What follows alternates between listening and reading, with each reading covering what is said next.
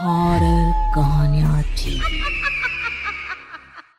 खून की प्यास पार्ट 2।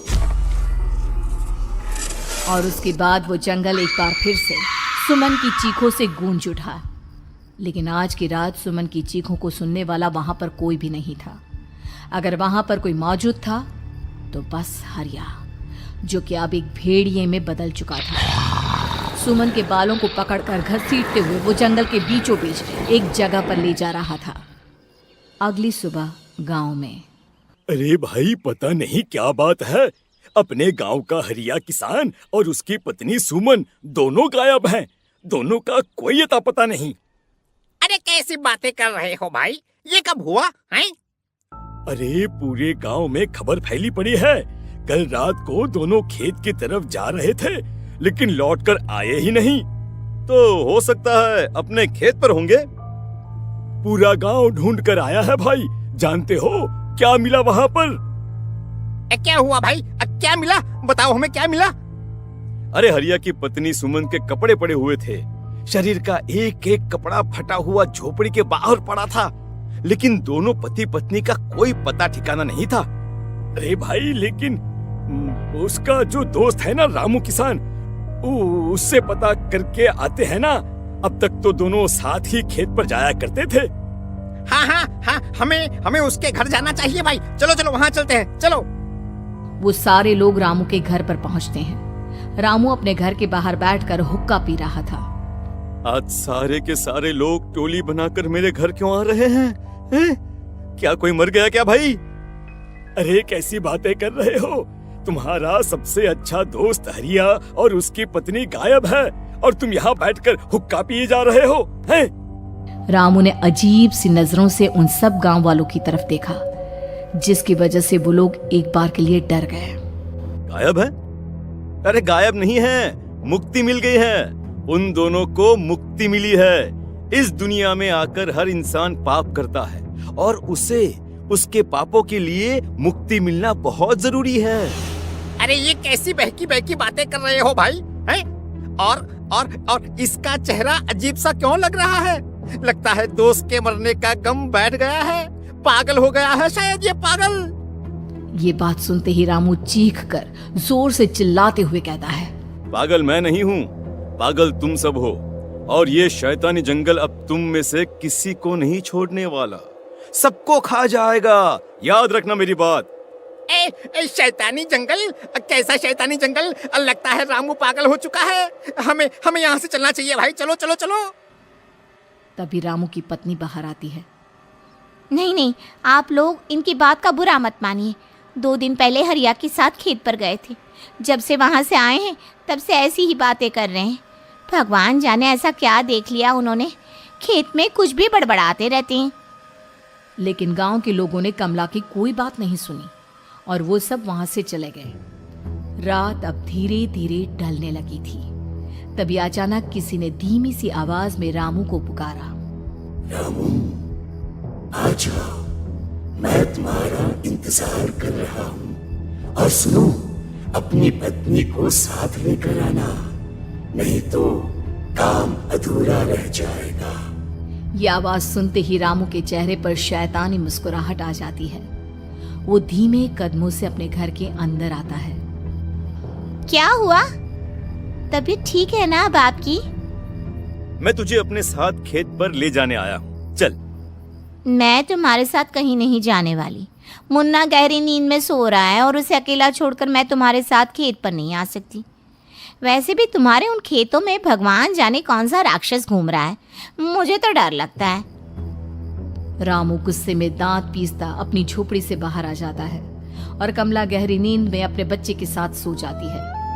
तभी अचानक रात को रामू की झोपड़ी के ऊपर एक साया वही गाना गुनगुनाते हुए घूमने लगता है, जो हरिया के मोबाइल में बजा करता था।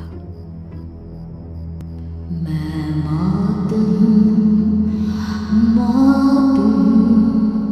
मौत जो पसरी है चारों ओर, जो आएगी कहीं से भी निगल जाएगी सबको।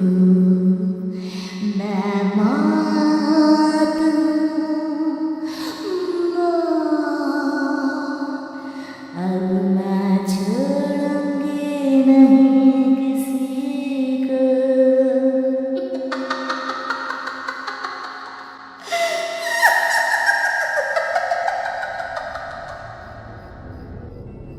ये आवाज सुनकर रामू की पत्नी कमला की आंख खुलती है और वो देखती है कि उसका मुन्ना अपनी जगह से गायब था। कमला चीखते हुए बाहर दौड़ कर आती है। वहां पर उसने देखा कि रामू ने अपने बच्चे को झोपड़ी के बाहर एक पेड़ से उल्टा लटकाया हुआ था और उसका बच्चा चीख चीख कर रो रहा था। वहीं दूसरी तरफ एक साया बच्चे के ठीक नीचे आग जलाकर उसके चारों तरफ हैवानों की तरफ नाच रहा था। छोड़ दो मेरे बच्चे को। अरे क्या कर रहे हो तुम? शर्म नहीं आती तुम्हें अपने ही बच्चे को इस तरह मौत के हवाले करते हुए? अपना बच्चा? किसने कहा ये मेरा बच्चा है? अरे ये तो उस रामू की औलाद है, इस गांव के किसान रामू की, और मेरी दुश्मनी इस गांव के हर इंसान के साथ है। क्या कैसी बात कर रहे हो तुम? और ये औरत कौन है? ये मेरे बच्चे को खा जाएगी। तभी अचानक से उस साया ने एक बेहद खतरनाक दिखने वाली औरत का रूप ले लिया और उसकी आंखों से आग निकल रही थी। सही पहचाना तूने, मैं तेरे बच्चे को खा जाऊंगी। अगर तू अपनी इस हैवान पति रामू के साथ जंगल नहीं आई तो मैं तेरे बच्चे को खा जाऊंगी। लेकिन क्यों? आखिर क्या चाहती हो तुम मुझसे? मुझे जंगल क्यों ले जाना चाहती हो?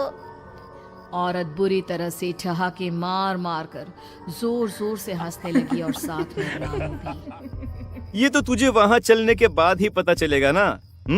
अगर तू नहीं आई तो थोड़ी देर में तेरा ये बच्चा आग में जलकर मर जाएगा। चल जल्दी। नहीं मेरे बच्चे को छोड़ दो। तुम जहाँ कहोगे मैं तुम्हारे साथ चलने के लिए तैयार हूँ। और उसके बाद उस बच्चे को झोपड़ी में लिटाकर आगे आगे वो साया चल रहा था और उसके पीछे पीछे रामू अपनी पत्नी के बाल पकड़कर उसे घसीटते हुए जंगल की तरफ ले गया। जंगल में जाने के बाद, कितनी खूबसूरत हो तुम। आज की रात बस तुम और मैं एक दूसरे के साथ रहेंगे। मुझे तुमसे बहुत डर लग रहा है। तुम्हें क्या हो गया है? तुम तो बिल्कुल ठीक थे। वो होगा जो हमारे बीच होना चाहिए।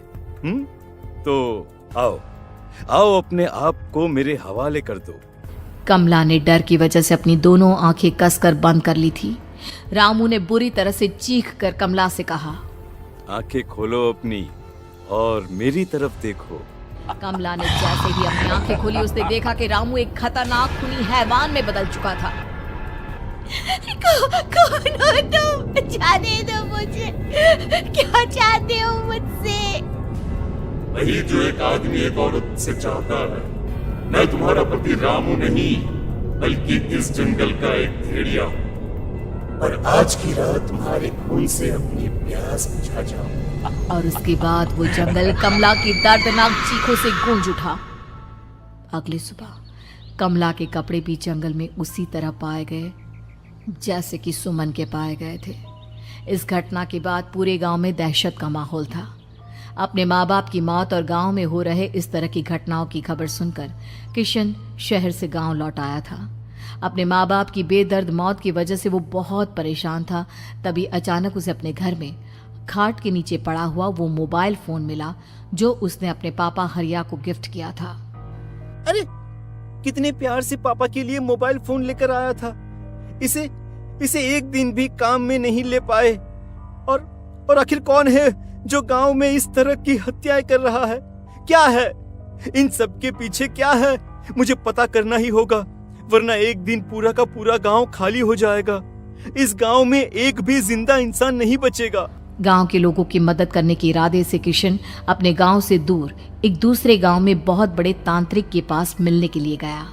तांत्रिक बाबा, अब आप ही कुछ उपाय बता सकते हैं। भगवान जाने हमारे गांव को किसकी नजर लग गई है। नजर नहीं लगी है, किसी ने तुम्हारे गांव को बद्दुआ दी है। किसी सताई हुई आत्मा का प्रकोप है और अब वो पूरे गांव में किसी को नहीं छोड़ेगी जब तक उसकी आत्मा को शांति नहीं मिल जाती। अरे लेकिन ऐसा कौन है बाबा? किसकी आत्मा है और कैसे मिलेगी उसे शांति? मौत है मौत, कहीं से भी आएगी और सबको निगल जाएगी। इससे बचने का सिर्फ एक ही उपाय है, लेकिन उस उपाय को करना आसान नहीं होगा। जो भी उस उपाय को करने की कोशिश करेगा उसकी जान जा सकती है। भले ही मेरी जान चली जाए, लेकिन मैं अपने गांव के लोगों की जान बचाने की पूरी कोशिश करूंगा बाबा। तो ठीक है, फिर अगली अमावस की रात जैसा मैं कहता हूँ वैसा ही करना। अमावस की रात तांत्रिक के बताए अनुसार किशन अपने साथ केरोसिन लेकर जंगल की तरफ चल पड़ा। उसके हाथ में देवी के मंदिर का सिंदूर भी था। किशन जंगल के बीचों बीच पहुंचा। ये देखकर उसकी आंखें फटी की फटी रह गई। वहां एक उबलते पानी का तालाब था और कई लोगों की लाश लटक रही थी। किशन के माँ बाप की लाश भी वहीं थी। माँ, बापू, क्या हो गया? ये क्या हो गया? तभी वहां पर एक औरत और आदमी आते हैं। उन्हें देखकर किशन चौंक जाता है। गोपाल काका, आपकी तो 5 साल पहले मौत हो गई थी। और निर्मला काकी, आप? मौत तो हो गई थी, लेकिन तुम ये नहीं जानते कि हमारी मौत कैसे हुई थी। क्या कहना चाहते हैं आप? कुछ नहीं, बस ये जान लो कि अब इस गांव में कोई जिंदा नहीं बचेगा। लेकिन क्यों काकी? क्योंकि 5 साल पहले इन गांव वालों ने मुझे डायन बताकर पत्थर मार मार के मार डाला। मेरी कोई गलती नहीं थी। गांव का एक बच्चा क्या लापता हुआ, सारा इल्जाम मेरी पत्नी पे डाल दिया। और जब मैंने निर्मला की जान बचाने की कोशिश की तो मुझे भी मार डाला। आपके साथ ये बहुत गलत हुआ काकी, लेकिन आप जो कर रहे हैं वो भी सही नहीं है ना? तुम यहाँ से चले जाओ वरना तुम भी नहीं बचोगे।